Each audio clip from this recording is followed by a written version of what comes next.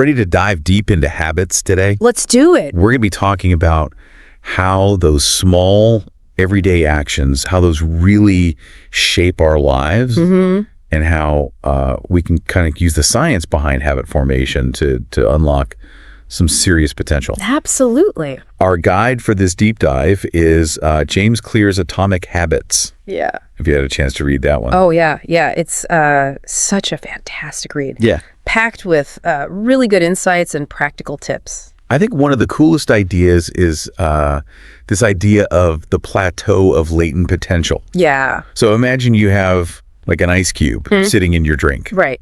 You know it's going to melt eventually, but it takes time. Yeah. Right? You're adding heat, but nothing seems to be happening until it hits 32 degrees. Yeah. And then, bam, meltdown. Meltdown, yeah. It's such a good analogy for how habits work. I mean, I know I get discouraged when I don't see like immediate results. Right, of course. From my efforts. Yeah. But just like that ice cube, like change can be happening beneath the surface. Absolutely. Even when it's not visible. I mean, think about, are there any habits that you've been working on where you feel like you're stuck on that plateau? Yeah. I mean, I think that happens to everyone. It's that feeling of like spinning your wheels, and not really making any progress. Yeah. Like I'll admit, sometimes I struggle with consistency with my morning workout routine. Sure. I think that's relatable. I mean, a lot of people struggle with that. But the key is to remember that every time you show up, even if it's just for a short workout, right? You're building that foundation. You're getting closer to that breakthrough.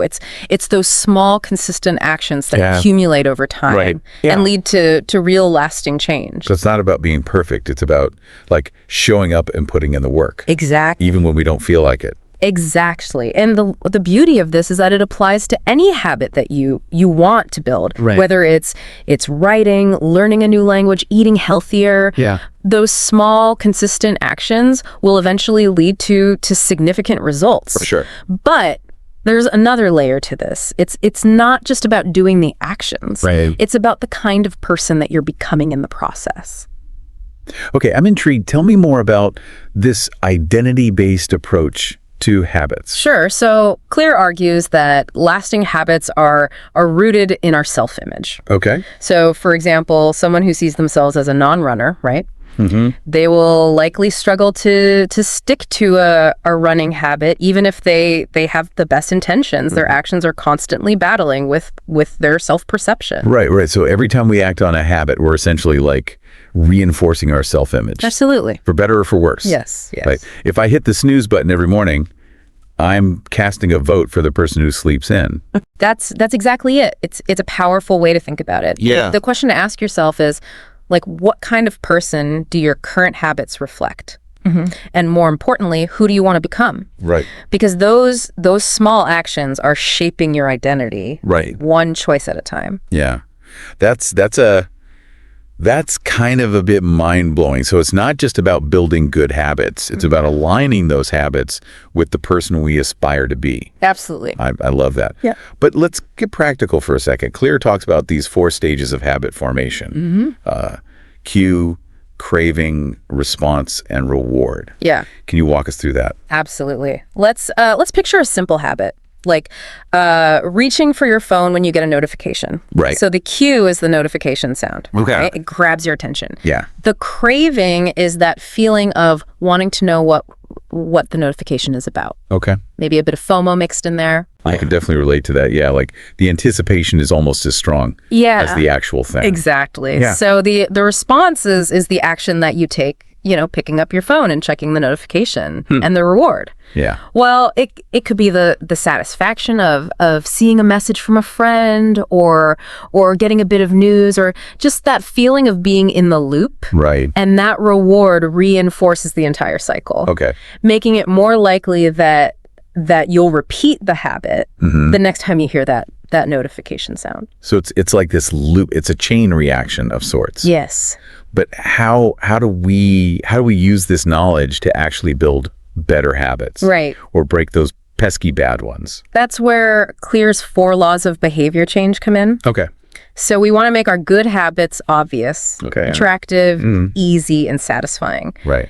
And for those bad habits, Yeah. we do the opposite. Okay. We make them invisible, unattractive, difficult, and unsatisfying. Okay. Yeah. So sounds like a solid plan. Yeah. Let's start with making good habits obvious. What's the first step? Sure. So Clear suggests creating what he calls a habits scorecard. Okay.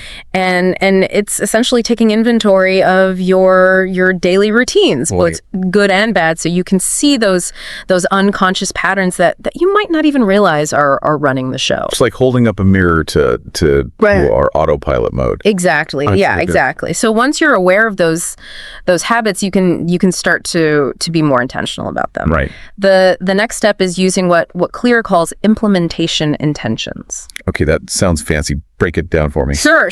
It's basically a plan for your habit. Okay. So instead of vaguely saying, I'll eat healthier, Right. you get specific. I will eat a salad for lunch 3 times this week. Okay.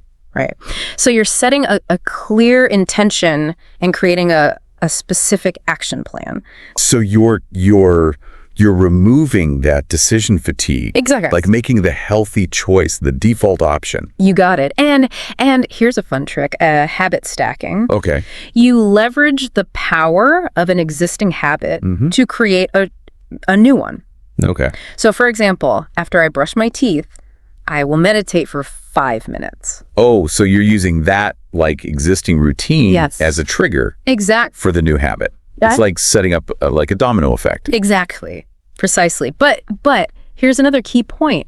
Our environment plays a huge role in shaping our habits. Okay. Remember how we talked about cues being triggers? Right. Well, Clear suggests making the cues for good habits obvious. Okay. And the cues for bad habits invisible. Okay, this is where I need some help because my bad habits seem to have a superpower for making their cues super obvious. Right. Like my phone magically appears in my hand whenever I'm supposed to be working. Yeah, we've all been there. But think about it this way. If you want to read more, make a book the first thing that you see when you wake up. Or put your running shoes by the door if you want to exercise more often. It's about strategically arranging your surroundings to nudge yourself in the right direction. So instead of blaming my phone for its siren song, Yeah. I need to be smarter about like setting up my environment for success. Exactly. Even subtle changes can have a big impact. Clear shares this fascinating study about those little fly stickers they put in the urinals at Amsterdam's Schiphol airport. Oh, right. Yeah. They're a simple visual cue, but guess what? Yeah. They reduce spillage by a whopping 80%. No way. Yeah. Really? Yeah. So it's like those flies are tiny habit coaches. That's one way to look at it. Yeah. It shows that we're not just creatures of willpower, Right. but also creatures of our environment. Okay, so making it obvious, check. But what about making good habits attractive? Because let's face it, some of those healthy habits don't exactly spark joy at first glance. Sure. So this is where we tap into the power of dopamine. Okay. Right. That feel good chemical in our brains. Right. And here's the thing. It's not just the reward itself that motivates us. Yeah. It's the anticipation, Okay. the craving that gets the dopamine flowing. So like the excitement of planning a vacation is almost as good as the trip itself. Exactly. Yeah. And Clear suggests this brilliant strategy called temptation bundling. Okay. To leverage this. So you link an action that you want to do with an action that you need to do. Okay. I'm all ears. Okay, so let's say you love listening to podcasts, Right. but you know you should be doing more stretching. Yeah, guilty. Okay, so try this. Only allow yourself to listen to your favorite podcast while you're stretching. So the podcast becomes like the reward. The thing that makes the stretching session more appealing. You got it. I'm going to try that. It's a simple but effective way to make a necessary habit more enjoyable. You're basically hacking your brain's reward system Yeah. to make it work for you. Love it. Okay, but what about those truly unappealing habits? The ones that like feel like a chore no matter how you spin them. Right. Well, while we can't turn every habit into a party, there are ways to shift our perspective. One technique is to reframe your thinking. Okay. So instead of focusing on the effort of going to the gym, think about the energy boost and and the feeling of accomplishment you'll gain afterward. So it's about like focusing on the long-term rewards rather than the immediate effort. You got it. You can also try associating the habit with a positive experience. Okay. So let's say you dread cleaning the kitchen. Yeah. Try listening to your favorite music or podcast while you clean. Okay. You're creating a more pleasant association with the task, making it feel less like a chore. It's like sneaking in some vegetables with a delicious smoothie. Exactly. And remember, the people around you can have a big impact on your habits as well. Yeah. Surrounding yourself with people who embody the habits that you want to build can be incredibly motivating. Oh, absolutely. It's like that saying, you are the average of the 5 people you spend the most time with. Exactly. Choose your tribe wisely. Yes. Couldn't agree more. Now let's move on to making those good habits easy. Okay. Because even if a habit sounds good in theory, it can feel daunting to actually get started. Oh, tell me about it. Sometimes just thinking about a new habit is enough to make me want to hit the snooze button on my goals. Yeah. Well, one of Clear's core principles here is reducing friction. Okay. Right. The easier a habit is to do, the more likely we are to actually do it. So it's about like removing those roadblocks, those little obstacles that make us procrastinate. Yeah, think about a habit that you've been struggling with. What are those moments of friction that trip you up? Well, I want to cook more healthy meals at home, but I often end up ordering takeout because it's just so easy and convenient. Sure. So what are those moments of weakness? Are you tired after work? Yep. Is your kitchen a mess? Do you not have the ingredients on hand? Yes, and yes. Okay, so then address those friction points. Prepare some meals in advance on the weekends. Right.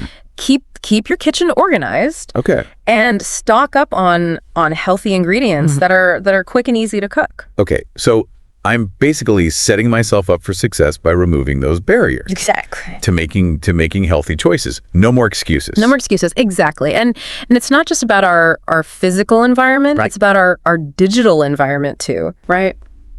Those constant notifications and distractions can be a major source of friction. For sure. When we're trying to focus. Oh, don't I know it?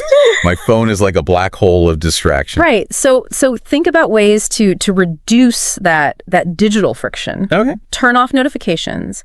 Delete those tempting apps. Right. Or use website blockers to limit your time on distracting websites. So it's about taking control of our digital lives instead of letting them control us. Absolutely. Love it. Clear gives a great example about Japanese manufacturing companies and their focus on what they call lean production. Right. And they meticulously eliminate waste and streamline their processes. Wow. Even redesigning workspaces to minimize unnecessary movement. So they're constantly looking for ways to optimize their environment for maximum efficiency. Exactly. And think about how this applies to your own life. Mm-hmm.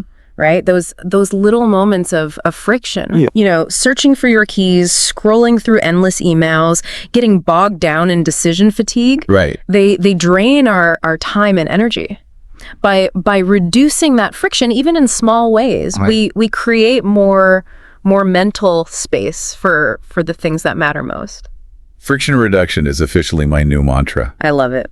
But what about those bigger, more complex habits? Right. Ones that feel overwhelming. Yeah. Thinking about them. Sure. Where do we even begin? That's where Clear introduces his 2-minute rule. Okay. And it's incredibly simple, but surprisingly effective. Okay. When you're starting a new habit, it should take less than 2 minutes to do. Wait, just 2 minutes? That doesn't seem like enough to make a difference. That's the beauty of it. It's about making the starting point so ridiculously easy that you can't say no. Yeah. So, for example, instead of aiming for a 30-minute workout, just focus on putting on your workout clothes. I see. You're lowering the bar to entry. Yeah. Like tricking yourself into taking that first step. Exactly. Yeah. And once you've overcome that initial resistance, you're much more likely to continue with the full habit. Okay. It's about building momentum. Right. One one tiny step at a time. I love this. It takes the pressure off, right? Yes. Making those big goals feel much more attainable. Exactly. And remember, any habit can be scaled down Yeah. into a 2-minute version. Want to read more? Just pick up a book and read one page. Want to write a book? Just write one sentence. This is game-changing.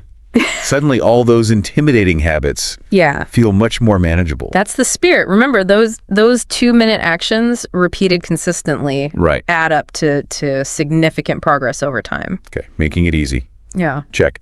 But what about those bad habits that just won't seem to let go? How do we make those a little less, well, sticky? So here's where we flip the script.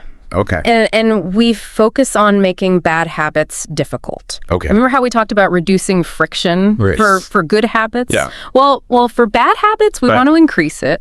Oh, interesting. So it's like building a little fence around those tempting bad habits, making them a little less accessible. Exactly. Clear shares this great story about Victor Hugo. Okay. He was a brilliant writer, but he struggled with procrastination. Yeah. So he came up with a rather extreme solution. Okay. He asked his assistant to lock away all of his clothes, except for a large shawl. Wow, that's dedication. Yeah. He basically forced himself to have a writing retreat. Precisely. Yeah. Without any suitable clothing to go outdoors. Yeah. He had no choice but to stay in and write. Right. So how can we apply this, make it difficult strategy to our own lives? Sure. Well, think about my social media habit. Okay. Right. I spend way too much time scrolling. Right. And I know it's not the best use of my time. Yeah. So think about the cues that trigger that habit. Is it having the apps readily accessible on your phone? Right. Maybe try deleting them. Okay. Or logging out of your accounts. Right. So it takes a few extra steps to access them. Okay, so it's like putting those tempting apps on lockdown. Exactly. Making it a little more effort to indulge. Exactly. And there are even apps and website blockers that can help you restrict your access to certain sites or limit your time on social media.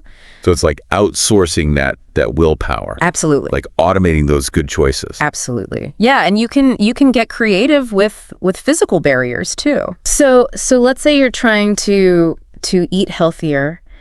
You could put those tempting snacks out of sight. Yeah. In a hard to reach cabinet, or even ask someone to hide them from you. Right. So it's about making those bad habits a little less convenient. A little less tempting. A little less tempting. Yeah. I'm starting to see the power of this approach. Absolutely. And remember, the goal isn't to eliminate every bad habit overnight. Right. It's about gradually increasing that friction, making those unhealthy choices a little less automatic and a little more deliberate. Making it difficult. Yeah. Check. But before we wrap up part 1 of our deep dive, let's talk about making those good habits satisfying. Right? Because let's be honest, sometimes doing the right thing doesn't always feel good in the moment. Yeah. Right. That's such an important point. Yeah. You know, we humans are wired for instant gratification. Yeah. Right. Yeah. Our brains are designed to prioritize those immediate rewards, even when we know that the long-term benefits of good habits are far greater. Right. It's like choosing that delicious donut Exactly. over a piece of fruit, even though we know the fruit is the healthier choice. Exactly. Our brains are wired to seek pleasure and avoid pain. Yeah. And those immediate rewards often win out. Yeah. Even when we know they're not in our best interest. So how do we bridge that gap? How do we make those good habits feel more rewarding now? One effective strategy is to use reinforcement. Okay. Right. So give yourself an immediate reward when you complete your habit. This could be something small, like listening to your favorite song after a workout, or enjoying a cup of tea after finishing a challenging task. Okay, so I'm basically bribing myself to do the right thing. Yeah. Think of it as as positive reinforcement. Okay. You know, you're associating those good habits with a pleasurable experience, making them more likely to be repeated. Got it. It's like giving a dog a treat for good behavior. Exactly. Yeah. But how do we make sure those rewards are healthy and sustainable? Right. That's a good point. The rewards should be small. Right. And something that you can enjoy guilt-free. Okay. And ideally, they should be tied to the habit itself. So, for example, you can listen to your favorite podcast while you're cooking a healthy meal. Right. But you probably shouldn't reward yourself with a giant bowl of ice cream afterward. Right. So it's about finding those small intrinsic rewards. Yes. That make the habit itself more enjoyable. Exactly. And sometimes the satisfaction of simply checking something off your to-do list can be a reward in itself. You know? But I think we've covered a lot of ground for today. We have? What do you say we take a break? Okay, yeah. And come back to explore even more strategies for building those atomic habits. I'm ready for a refill on my metaphorical coffee. Yes, I will see you back here for part 2 of our deep dive into atomic habits. Sounds good. Looking forward to it. Awesome. Okay. Welcome back. I'm still buzzing from all the habit hacking strategies we unpacked in the first part of our deep dive into atomic habits. Yeah. We covered a lot of ground. We did. From the power of small changes to making those good habits obvious, attractive, easy, and satisfying. Right now, I'm eager to explore more tools and tactics that can help us kind of lock in those positive changes. Yeah. And one that always piques my curiosity is habit tracking. I've tried it in the past with mixed results. Yeah. What's the secret to making habit tracking actually work? It's a great tool, but you're right. It's not a magic bullet. Right. The key is to find a system that you'll actually stick with. Okay. Some people love those fancy apps with all the bells and whistles. Yeah. While others prefer a simple pen and paper approach. It's all about finding what resonates with you. So it's less about the specific method. Yeah. And more about finding something that feels good, something that you'll actually look forward to using. Exactly, because the real power of habit tracking lies in the visual feedback that it provides. It's like having a little cheerleader in your pocket, reminding you of your progress and motivating you to keep going. I love that, little pocket cheerleader. Yeah. I've also heard that sometimes doing nothing can be a surprisingly effective way to build better habits. That sounds a bit counterintuitive, though. How does that work? It's all about removing the temptation to engage in those bad habits. Okay. So let's say you're trying to reduce your screen time in the evenings. Right. If you don't have any alternative activities lined up, you're much more likely to reach for your phone out of sheer boredom or habit. Right. Okay, that makes sense. But how do I make doing nothing more appealing? Boredom isn't exactly my idea of a good time. Sure. It's not about seeking out boredom, but rather creating a space for those activities that truly nourish you and bring you joy. Okay. You know, reading a good book, spending time with loved ones, pursuing a hobby, taking a walk in nature. It's about consciously choosing those fulfilling activities over the mindless scrolling or whatever your bad habit might be. I see. So you are replacing that tempting bad habit with something more fulfilling, something that brings genuine joy or relaxation. That makes a lot more sense. And this ties back to the idea of making good habits satisfying, which we talked about earlier. Right. The more you enjoy those alternative activities, the less appealing those bad habits will seem. This is brilliant. I'm already brainstorming ways to make doing nothing more enjoyable in my own life. I love it. Now let's talk about accountability. Yeah. Clear is a big advocate for having an accountability partner to help us stay on track. What are your thoughts on this strategy? I think it can be incredibly powerful, especially when motivation starts to wane. Yeah. Having someone to check in with, someone who knows your goals and supports your journey can make a world of difference. I agree. I've found that it's much easier to let myself down than to disappoint someone I care about. Right. So having that external accountability can really help me stay committed Yeah. to my goals. Exactly. It's about leveraging the power of social consequences.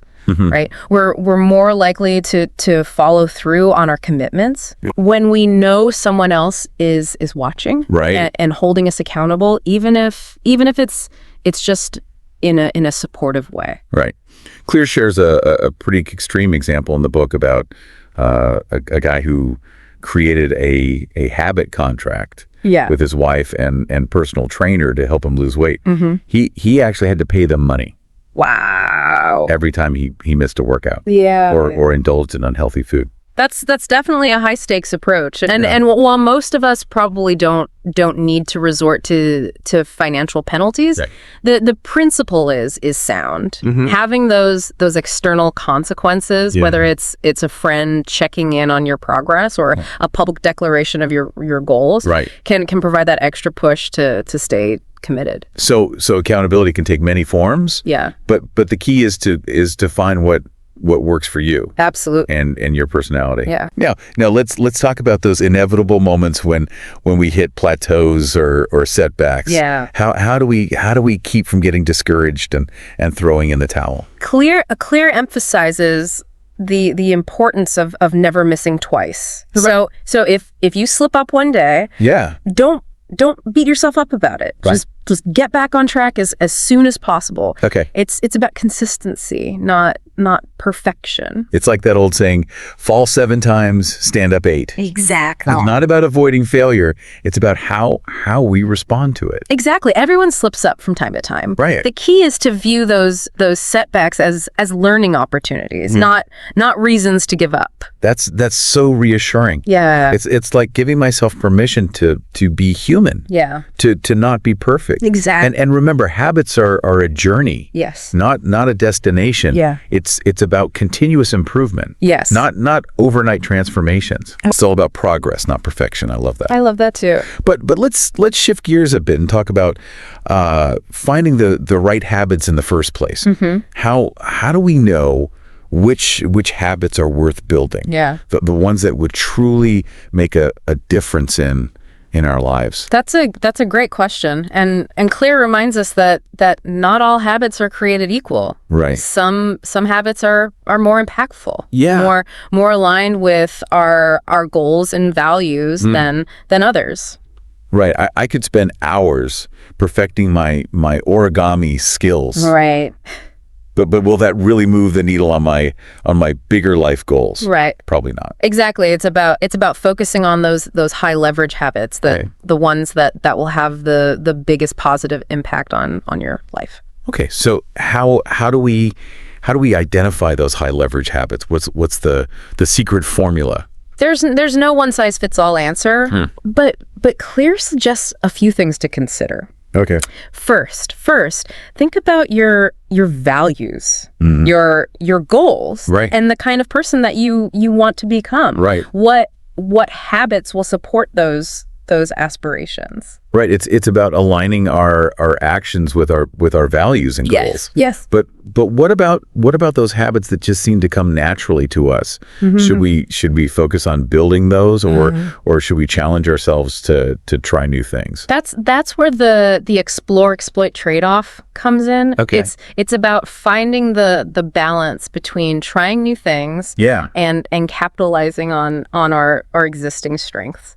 So in the beginning, it's good to explore, Yeah. to experiment with different habits and see what sticks. It's like being a kid in a candy store, trying all the different flavors Exactly. to see what you like best. Yeah, but as we gain more experience and self-awareness, Right. we can start to focus on exploiting those habits that align with our natural inclinations and talent. So it's like doubling down on our strengths. Yeah. The things we're already good at. Yeah, absolutely. But what about those habits that feel really hard? Yeah. Even if we know they're good for us. Yeah. How do we stick with those when motivation starts to fade and boredom sets in? Clear offers a few strategies to combat this. First he talks about the importance of reframing our mindset. Okay. Instead of thinking, I have to do this. Yeah. Try thinking I get to do this. I like that. It's a subtle shift, but it can make a big difference in our motivation. It's like tuning an obligation into an opportunity. Exactly. Yeah. And don't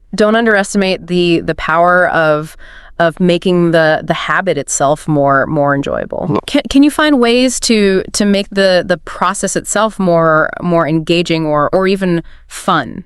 I'm all about injecting a little fun into those mundane tasks. Yes. So how can we apply this to those habits that feel like a chore?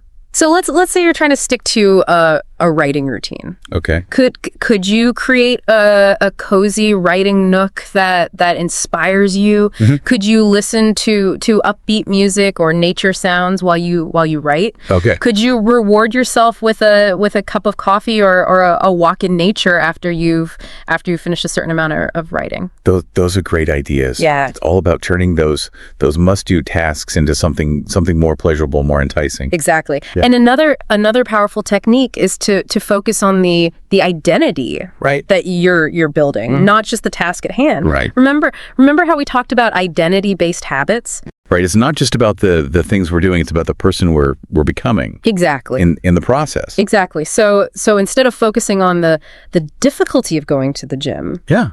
remind yourself that you are becoming the kind of person who prioritizes their health and well-being. It's about connecting those actions to a larger sense of purpose. Yes. A vision of who we want to be. You got it. Yeah. And Clear also talks about the power of variable rewards. Okay. Introducing an element of surprise or variability can keep us engaged and motivated even when the habit itself feels repetitive. Variable rewards. Okay. I'm intrigued. How does that work? Sure, it's about adding an element of unpredictability to the reward system. Okay. So think about slot machines. Right. Right. They're so addictive because you never know when you're going to win.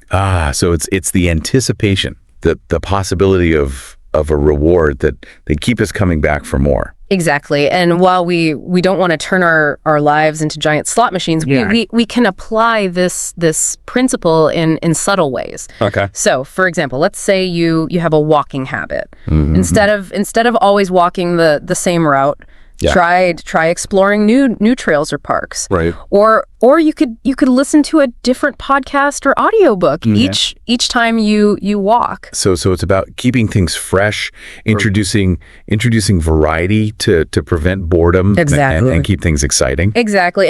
And Clear emphasizes that the sweet spot for motivation is when we have a 50-50 split between success and failure. Okay. We need enough wins to feel satisfied, but enough challenges to keep us striving for more. It's about striking that balance between challenge and achievement, right? Exactly. And this is one of the reasons why setting realistic goals is so important. Right. If our goals are too easy, we get bored. Right. If they're too difficult, we get discouraged. Right. We need that Goldilocks zone of just manageable difficulty to stay engaged and motivated. It's about finding that sweet spot. Yes. Where effort and enjoyment intersect. Precisely. And one final thought on this. Clear reminds us that even when we've mastered a habit, there will still be days when we don't feel like doing it. Right. Motivation comes and goes. Yeah. But the professionals, the people who consistently achieve remarkable results, they show up. Yeah. Even when they don't feel like it. So it's not about waiting for the perfect moment or the perfect mood. Yes. It's about doing the work, regardless of how we feel in the moment. Exactly. It's about building that resilience, that discipline to stick with our habits. Yeah. Even when it's hard. Wow.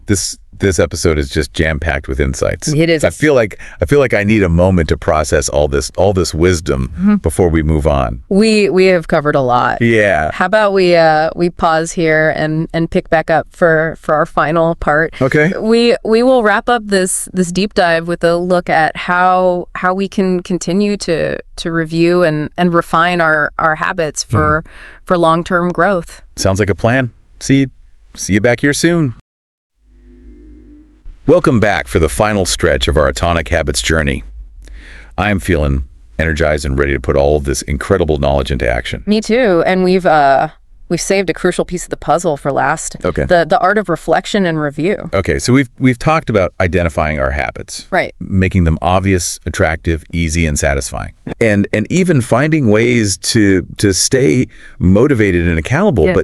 But how do we make sure that those habits are actually working for us? Yeah. That we're not just like going through the motions. That's where reflection and review come in. It's about stepping back and taking stock, identifying what's working well, what's not serving us anymore, and figuring out how we can continuously improve. So it's not about setting it and forgetting it. Right. It's about like actively engaging with our habits. Yes. And making adjustments along the way. Yes. Like fine-tuning a recipe. Yes. Until it's absolutely perfect. That's a great way to put it. Yeah. And James Clear makes a compelling point about this in the book. He says reflection and review are essential for long-term improvement because they force us to acknowledge our mistakes and consider potential paths for growth. I'm all about that growth mindset, but how often should we be reflecting and reviewing our habits? Is this a daily thing? Yeah. A weekly check-in? Yeah. A monthly deep dive? The frequency really depends on the habit and your own preferences. Some people like to do a quick daily reflection. Yep. Maybe jotting down a few thoughts in a journal or using an app. Others prefer a weekly or monthly review to look at the bigger picture. Yeah. The most important thing is to find a rhythm that works for you, and ideally make it a habit in itself. I love that. Right. It has to be sustainable. Yeah. Something that feels good and natural. Yes. Not just like another chore on the to-do list. Exactly. Speaking of feeling good. Yeah. What are some ways to make this reflection and review process more enjoyable and effective? Clear provides a few helpful frameworks. Okay. One that stood out to me was the annual review. It's carving out time at the end of the year to reflect on your progress, celebrate those wins, no matter how small, and identify areas for growth in the coming year. So it's like an end of year performance review. Exactly. For our habits. Exactly. Yeah, I love that. And it doesn't have to be a super formal process. Right. It could be as simple as journaling about your experiences or having a conversation with a trusted friend or mentor. Yeah. Or even just having a quiet conversation with yourself. Right. I think it's crucial to find a method that resonates with us. Absolutely. One that allows us to connect with our own growth and progress in a meaningful way. Absolutely. But what about those moments when we realize a habit isn't working anymore, that it's no longer serving us? Yeah. What do we do then? That's such an important question. I think it's crucial to remember that our habits should evolve with us. Right. As our goals, values, and circumstances change. Yeah. So too should our habits. So it's not about being like rigid or stuck in our ways. Yeah. It's about being adaptable. Yes. And finding what works best for us at each stage of our lives. Absolutely. But letting go of old habits, even when they're no longer serving us, can be tough. Yeah. Any advice on how to make that process a little easier? Clear suggests a few strategies. Okay. First, be honest with yourself about why the habit is no longer working. Okay. Is it no longer aligned with your goals? Right. Is it becoming more of a burden than a benefit? It's about taking that honest inventory. Yes. And acknowledging when something needs to change. Exactly. Yeah. Once you've identified the problem, you can start brainstorming alternatives. Yeah. Are there other habits that might be more supportive of your current needs and goals? It's like swapping out an old tool for a new one that's better suited for the task at hand. Precisely. Yeah. And remember, it's okay to experiment and try different approaches. Yeah. Until you find what works best for you. Yeah. It's a process of discovery. That's such a good reminder. Yeah. It's not about getting it right the first time. Yeah. It's about embracing that journey of exploration and learning. Absolutely. Well, I think we've covered all the major principles from Atomic Habits. Yeah. It's been such an incredible deep dive. It has. What are your final takeaways from this exploration? For me, it's the realization that building better habits isn't about willpower or motivation. It's about understanding the science behind behavior change and using it to our advantage. And it's those small incremental improvements, those atomic habits that compounded over time lead to truly remarkable results. What I'm taking away from this deep dive is that it's all about those small, consistent actions. Yeah. That commitment to showing up, even when we don't feel like it. Yes. It's a journey, not a destination. Absolutely. And it's all about progress, not perfection. Beautifully said. And I think that's a perfect note to end on. Yeah. So to our listeners, we encourage you to pick up a copy of Atomic Habits and start exploring these ideas for yourselves. Yeah. You might be surprised by the power of those small changes. Right. And the incredible potential that lies within each of you. Until next time, keep diving deep and keep growing.